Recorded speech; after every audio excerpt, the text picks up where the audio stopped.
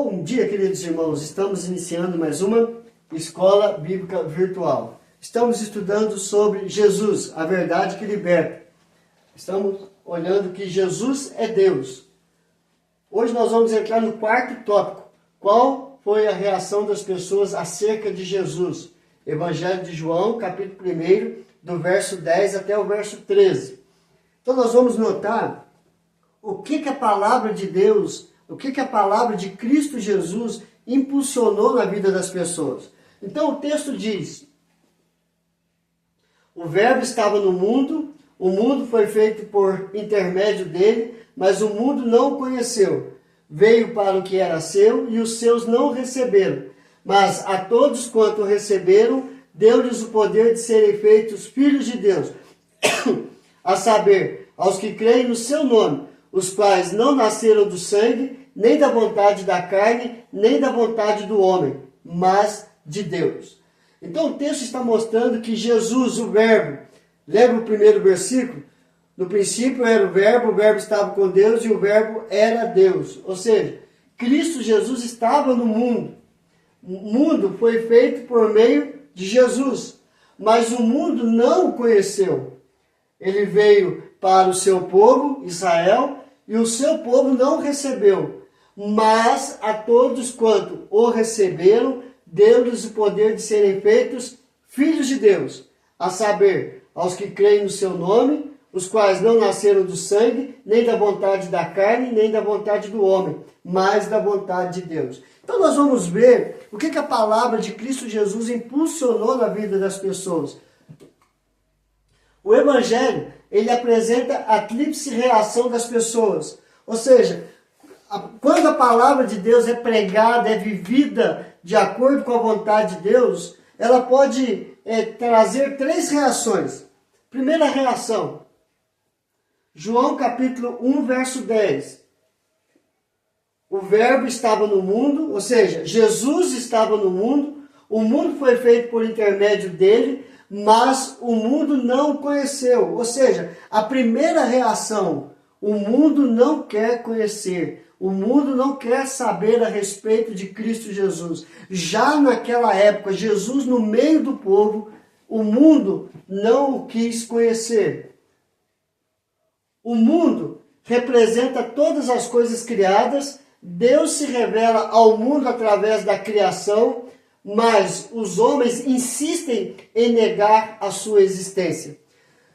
No Salmo de número 19, verso 1, diz: os céus proclamam a glória de Deus e o firmamento anuncia as obras das suas mãos. Através da criação, nós temos a certeza de um Deus. Nós temos a certeza desse Deus, o Deus criador de todas as coisas, que criou o mundo e todas as coisas por meio do seu Filho Jesus Cristo. O verbo estava no mundo e tudo que foi criado por meio de Jesus. Então, os homens, olhando para a criação, ainda insistem em negar que Deus não existe, que Jesus Cristo não existe. Em Romanos, capítulo 1, verso 21, diz: porque os atributos invisíveis de Deus, assim o seu eterno poder, como também a sua própria divindade, claramente se reconhecem desde o princípio do mundo, sendo percebidos por meio das coisas que foram criadas. Tais homens são, por isso, indesculpáveis, porquanto, tendo conhecimento de Deus, sabendo que Deus existe por causa da criação, não o glorificaram como Deus, nem lhe deram graças, antes se tornaram nulos em seus próprios raciocínios, obscurecendo-lhes o coração insensato. Então o texto diz que pela criação de Deus nós temos a condição de enxergar Deus em todas as coisas.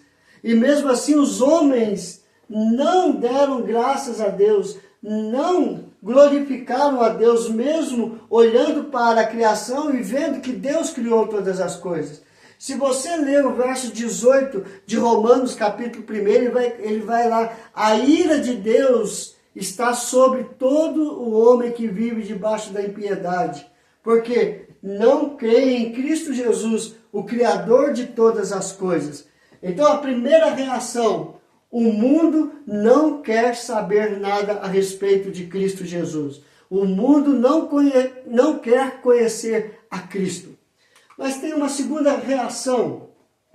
João capítulo 1, verso 11.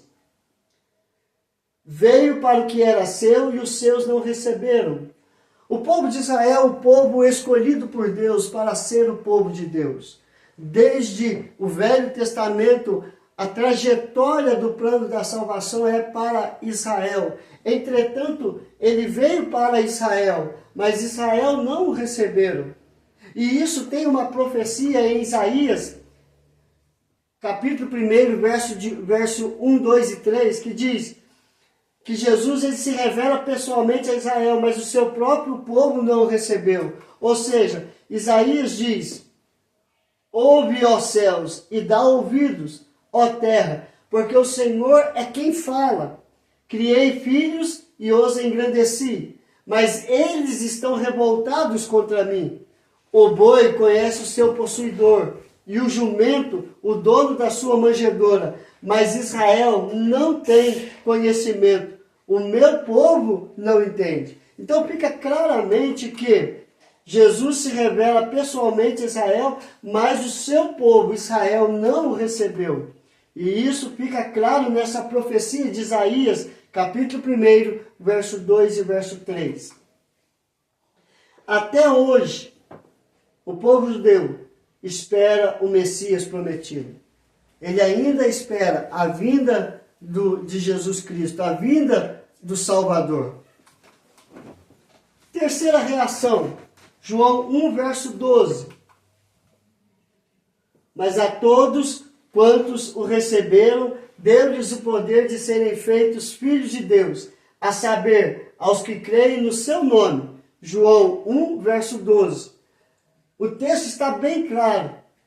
A todos quanto receberam, ou seja, quantos entenderam a palavra da salvação, Cristo, o caminho, a verdade e a vida. Sem Ele nós não vamos a Deus. Então a todos que conheceram a Cristo Jesus, Deus deu-lhes o poder de serem feitos filhos de Deus, ao saber, aos que creem no seu nome.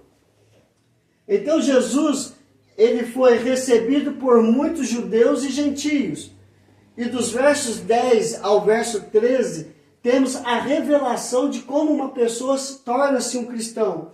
Ou seja, não foram todos os judeus que não entenderam a salvação. Muitos naquela época entenderam que Jesus era o próprio Filho de Deus e alcançaram a salvação pela fé em Cristo Jesus. Mas no verso 10 e verso 13, nós vamos ver essa revelação como encontrar a Cristo e como viver para Cristo, como ser um cristão. Há uma diferença de crente e cristão. Crente, todo mundo crê. Mas o cristão é aquele que crê e aquele que vive segundo a palavra de Deus. Então nós vamos ver a primeira revelação, crendo. A todos quanto o receberam, verso 12a. Ou seja, quando nós recebemos a Cristo, nós cremos em Cristo como nosso único e suficiente Salvador. E crendo em Cristo, somos transformados em cristão. B. Reconhecida por Deus. Quando a pessoa crê em Cristo Jesus, ela é reconhecida por Deus. Deu-lhes o poder de serem feitos filhos de Deus. 12, verso 12, letra B. Então, o primeiro fala, a todos quanto receberam a Cristo como seu único e suficiente Salvador, Deus deu-lhes o poder de serem feitos filhos de Deus.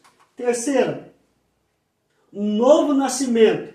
Então, eu creio, sou reconhecido por Deus e eu tenho um novo nascimento. Eu nasci em Cristo, eu nasci para Cristo, eu nasci do alto, eu nasci de Deus, os quais não nasceram do sangue, nem da vontade da carne, nem da vontade do homem, mas nasceram da vontade de Deus, por Deus que moldou e transformou o coração do homem. Não é a igreja que transforma, não é pastor que converte, ninguém. nós não temos poder para nada.